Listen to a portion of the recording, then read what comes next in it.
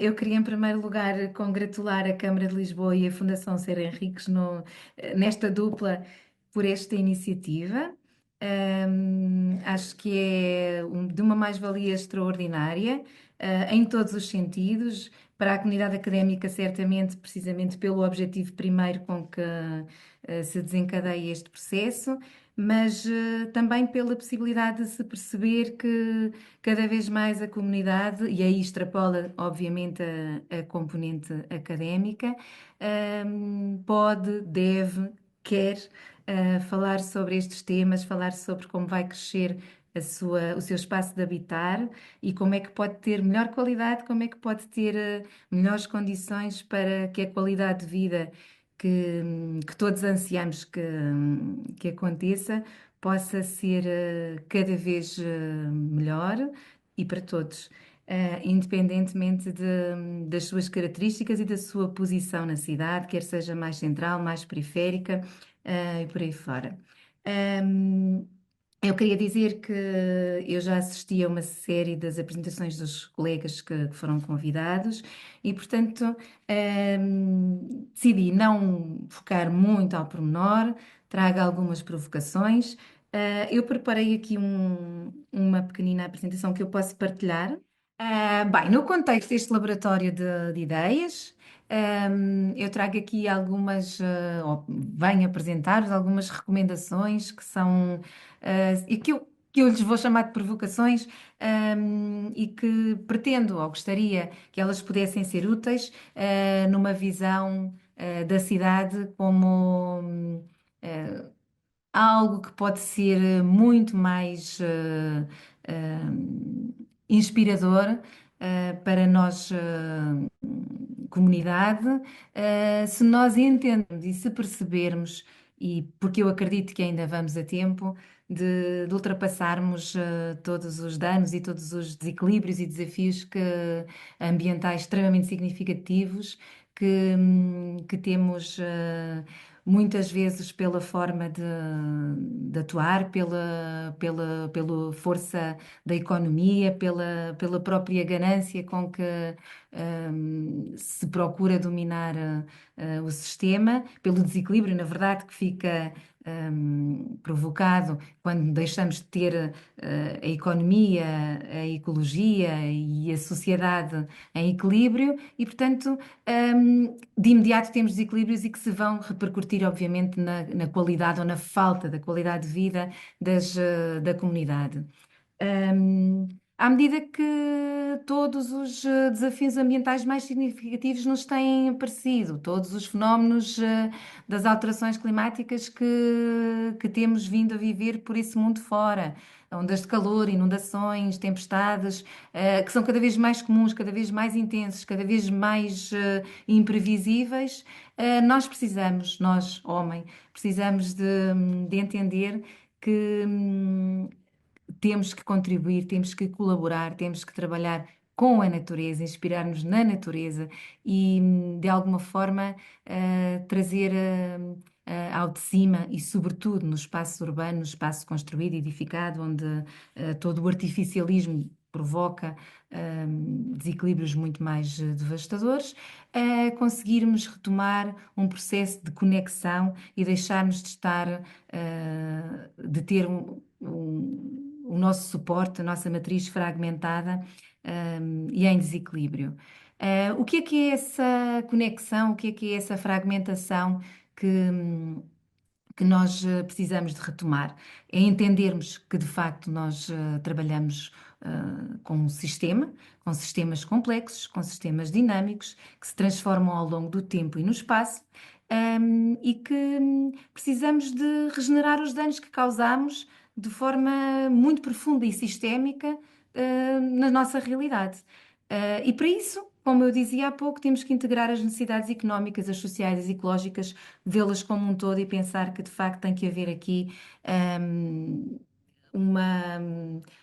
evolução igual e em sinergia entre todos estes sistemas.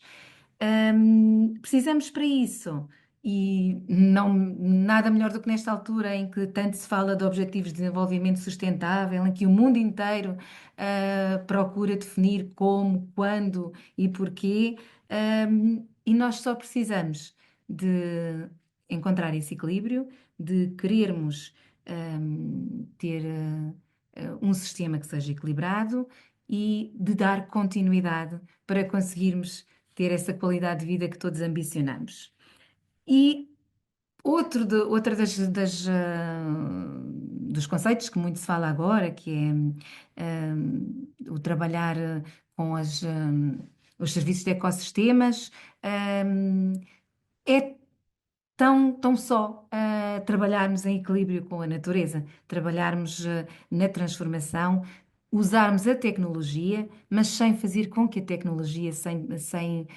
desconectarmos a nossa relação com a natureza, sem fragmentarmos os ciclos que nós precisamos cada vez mais de retomar. Porque efetivamente a relação homem-homem, homem-natureza, o homem com todo o sistema biofísico está muito deturpado, muito destruído, muito pouco em conexão, muito pouco em articulação e, portanto, naturalmente vamos sofrer as consequências desses desequilíbrios. Na verdade, hum, apesar de tantos desafios que têm sido feitos, eu acho que Lisboa, e porque é o nosso local de trabalho, aqui de pesquisa, de estudo, é um bom exemplo. Eu acho que Lisboa tem crescido, tem evoluído, tem consolidado, é uma longa história já. É um bom exemplo de como é possível, com persistência, com erros, porque sim, porque os fazemos, e faz parte, mas é um bom exemplo de como é possível construir e retomar um conjunto de elementos, de diretrizes, da própria matriz, da matriz da paisagem onde se inscrevem as cidades, e, na medida do possível, voltar a dar essa continuidade que eu falava há pouco. Eu vou passar aqui a um próximo slide, onde tentei sistematizar o que é que são as ideias que nós precisamos de alcançar, que é encontrar a sustentabilidade através de uma abordagem sistémica e entender e percebermos que o ambiente, que a paisagem, que é o suporte de vida, sem ela nós não conseguiremos nunca encontrar o nosso equilíbrio, nem a estabilidade, nem tão pouca estabilidade, ou até o suporte de vida. E depois há uma outra questão que é também muito importante, é que esse suporte, ele também é memória, é aquilo que nos agarra, são as nossas raízes, é aquilo que no tempo, e que o tempo é fundamental quando falamos de vida, de paisagem, de cidade, de espaço rural, é fundamental para nós nos entendermos, para nós nos respeitarmos e para nós recebermos e darmos para o futuro, para as gerações vindouras. Portanto, é uma responsabilidade tremenda nós fazermos esta conexão, neste património, nesta matriz, neste tal, suporte do sistema que eu falava que nós precisamos de respeitar. E nós temos exemplos inspiradores um pouco por todo lado, já lá vamos, já falarei sobre eles. Ahm, Lisboa, como eu dizia há pouco, tem tudo para se orgulhar de tudo o que tem construído. Há umas boas dezenas de anos com a construção de uma forma de pensar, com a construção de uma estrutura ecológica, do projeto de uma estrutura ecológica, em que Ribeiro Teles foi fundamental no papel que desempenhou na consolidação da implementação desta ideia, onde nós aprendemos que a estrutura ecológica fundamental, a matriz que nos suporta, a nossa. Que é a continuidade do sistema onde assenta depois a cidade, que tem também uma estrutura ecológica que é cultural e que tem também uma estrutura ecológica integrada pública, e todas estas estruturas em conjunto nos dão a estrutura ecológica de Lisboa. E esta estrutura ecológica tem sido reconstruída, tem sido conectada aos poucos, porque é impossível construir de uma vez, sobretudo voltar a ligar aquilo que foi com o crescimento da cidade truncado e por vezes que não tem mesmo capacidade e possibilidade física de acontecer, porque não é só à superfície, mas é também numa outra dimensão que nós não vemos, mas que é fundamental para o equilíbrio. Não fossem as cheias o exemplo desse desequilíbrio que nós temos permanentemente na nossa cidade de Lisboa. Mas é importante também nós percebermos que esta estrutura ecológica é parte de uma outra estrutura não, é um bocadinho da estrutura ecológica à escala da área metropolitana e por aí fora. Portanto, nós somos mesmo muito pequeninos, mas os danos que nós podemos causar no equilíbrio deste sistema, e que obviamente, visto a diferentes escalas, tem impactos e tem necessidades de atuação diferentes, mas temos que ter muito clara esta consciência. O que é que, como conceitos e premissas, assim, que eu acho que são fundamentais serem pensadas neste exercício que a Fundação agora padrinha, eu acho que há um conjunto de ideias que é importante nós trazermos para a mesa e resgatarmos, independentemente das novas terminologias que se utilizam, mas o que nós falamos de facto é desse equilíbrio que logramos alcançar. E o primeiro é, obviamente, o contínuo natural, que eu não posso deixar de o trazer aqui como fundamento de atuação na paisagem, no território, e que não é mais do que nós pensarmos que é fundamental manter um sistema contínuo das ocorrências naturais, dos processos da natureza, dos ciclos da natureza, e permitir que o funcionamento e desenvolvimento dos ecossistemas de uma forma permanente e em continuidade permitem e são suporte para a biodiversidade de uma forma ecologicamente equilibrada. E como é que isso acontece na cidade? Através dos corredores verdes, que são como que tentáculos de toda deste suporte, da paisagem rural e que devem entrar pela cidade para nós podermos ter um conjunto de condições que muitas vezes, quando as temos, não nos apercebemos, mas que são essenciais ao nosso conforto, são essenciais à vida, são essenciais ao equilíbrio, ao bem-estar da qualidade de vida no espaço urbano. Um, e a base deste contínuo natural é, obviamente, através da estrutura ecológica, contínua. E estamos a falar de oferecer funções como a proteção dos ventos, a garantia da circulação da água, a criação de habitats, a redução das temperaturas, a possibilidade de, em termos de recreio, nós usufruirmos dessas infraestruturas para ciclovias, para passeios a pé, para suportar equipamentos de recreio e desportivos. Basicamente, garantir o contacto com a natureza, permitir a contemplação da paisagem, porque essa parte sensorial também é fundamental para o nosso bem-estar, ainda que nós muitas vezes não lhe saibamos dar valor e não percebamos a importância que tem, e que não é mais do que termos esse tal tentáculo que entra de uma forma equilibrada, que traz e que recolhe, nomeadamente, a água, e que é tão importante ser gerida e de ser conduzida de uma forma, eficiente, e inteligente, para que ela não seja desperdiçada rapidamente chegando ao fim do seu ciclo, natural. Depois, um outro elemento, um outro conceito que é fundamental é o contínuo cultural, precisamente pela questão da memória que eu falei há pouco, precisamente pelas raízes, por tudo aquilo que nós somos e que queremos deixar, pelos espaços edificados e pelos vazios que entre eles acontecem na cidade e que é importante que sejam respeitados e pensados num conjunto. Depois, o Gianni Slossi, que nos traz a consciência de que os lugares, para além de serem um lugar físico e que possuem valores que são simbólicos, históricos, podem ser telúricos, podem ser paisagísticos ou ambientais, mas pa- por definição justificam um significado próprio, singular e único,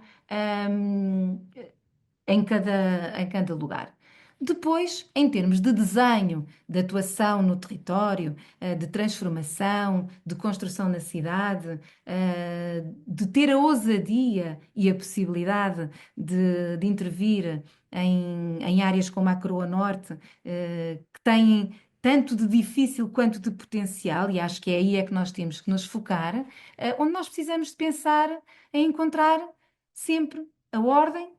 encontrar a unidade e a continuidade, mas de uma forma simples, na simplicidade, inspirados na natureza, mas também na variedade. Precisamente para que essa variedade nos possa trazer a polivalência que nós precisamos que aconteça para que a comunidade, no seu processo evolutivo, também consiga sentir-se, bem na sua própria casa. hum, e poder usufruir de funções como a proteção, a produção e o recreio, que são fundamentais nesse conjunto, nessa polivalência que nós precisamos de garantir. E é importante perceber também, dentro desta ideia da polivalência e dentro desta trilogia da proteção, produção e recreio, que a intensificação dos processos biológicos, através da meandrização, da elasticidade, da forma como nós podemos trabalhar estas estruturas, que nos permite, de facto, a biodiversidade e a sustentabilidade da cidade. Depois, hum, é importante que nós também consigamos assumir a capacidade de autorregulação, de autorregeneração e de autodepuração, que consigamos permitir, ou pelo menos não ofender a natureza nos seus ciclos, no seu equilíbrio, para que possam acontecer todos estes processos. E isto são os conceitos básicos para a manutenção, para a pernidade, para a continuidade, para a estabilidade das estruturas ecológicas. E essa estabilidade é fundamental para o nosso bem-estar em todas as dimensões. Depois, é importante, também no ato de projetar, que saibamos perceber e avaliar a viabilidade do projeto, em todas as dimensões. Perceber a funcionalidade da obra e cada vez mais introduzirmos novos instrumentos estratégicos que sejam dinamizadores desta forma sistémica de ler a paisagem, para que nós consigamos ter a componente económica, sim, precisamos dela, mas sem nunca, nunca descurar ou prejudicar ou danificar ou fragmentar a ecológica e muito menos sem pensar na social. Depois, nada mais do que contribuirmos, como eu falava há pouco, para combater as alterações climáticas. Temos aqui, o território perfeito para o fazer. Porque, em termos de morfologia, tem características extraordinárias, porque, em termos históricos, também é identitário para a cidade, hum, porque, porque está na charneira e nos direciona para uma paisagem de uma outra escala, para a paisagem da área metropolitana, para a paisagem rural, porque tem espaço e escala para acontecer, apesar de ter um conjunto de infraestruturas que de alguma forma adulteraram pelos usos, até a qualidade do solo e por aí fora. Isso é outro dos grandes temas, que é a questão de respeitarmos o solo e de o termos como um bem que, à nossa escala, ele não é renovável de todo, e, portanto, é fundamental que o respeitamos e esse tema está na ordem do dia. Depois, nós também precisamos de querer ter uma cidade inteligente. Precisamos de querer viver numa cidade inteligente. E aí é o compatibilizar entre a vontade e a necessidade. Uma vez mais, quando há pouco eu falava logo no início da forma de atuar nas cidades de uma forma extremamente impositiva, que não respeite o equilíbrio. hum, Obviamente que depois nos traz consequências que são extremamente complexas de gerir e que por vezes não temos capacidade de ultrapassar. E as inundações, vamos sempre parar ao mesmo, são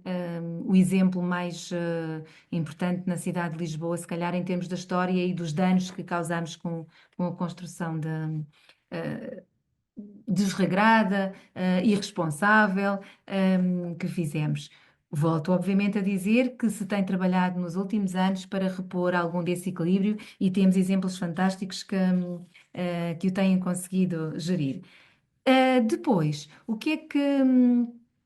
que eu poderei dizer mais? Eu poderei falar, e acho que era importante, falar de alguns exemplos inspiradores que, por esse mundo fora, têm servido como referência, de processos de transformação, de encontrar, novos equilíbrios, de trazer benefícios e de regular de novo, os ecossistemas, sem prejuízo das referências culturais. E nós temos alguns exemplos que são fantásticos. Temos, em primeiro lugar, eu coloquei aqui nesta lista, teríamos muitos outros, o Parque Linear de Nova Iorque, que é uma construção sobre um antigo viaduto ferroviário e que se tornou de facto um símbolo da regeneração urbana. E é extraordinária a forma como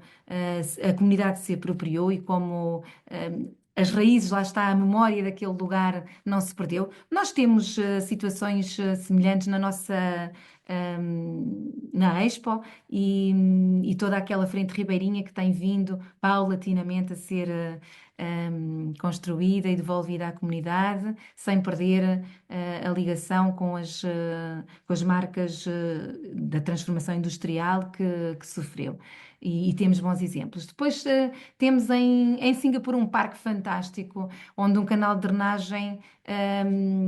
foi transformado num sistema de zonas úmidas que permite que as águas pluviais previnam as inundações, agarra e suporta, para além do espaço de recreio extraordinário que passou a estar disponível para a comunidade. Para além de outros benefícios de proteger dos eventos climáticos extremos e de, obviamente, potenciar a biodiversidade. Por exemplo, falando em questão de biodiversidade e da diversidade, mesmo junto ao aeroporto, nós temos a Quinta das Conchas e dos Lilazes, que pertence ao Corredor Verde Alta do Lumiar, e é curioso que no meio da cidade,